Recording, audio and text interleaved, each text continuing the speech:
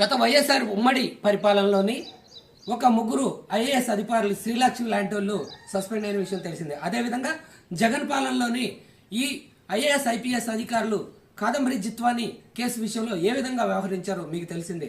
ఈ IAS IPS అధికారులు ఎవరైతే ఉన్నారో వీళ్ళకి వాళ్ళ ఇంట్లో ఉన్న వాళ్ళ అక్క, వాళ్ళ చెల్లి, వాళ్ళ అమ్మ, వాళ్ళ కూతుళ్ళు గుర్తు రాలేదా?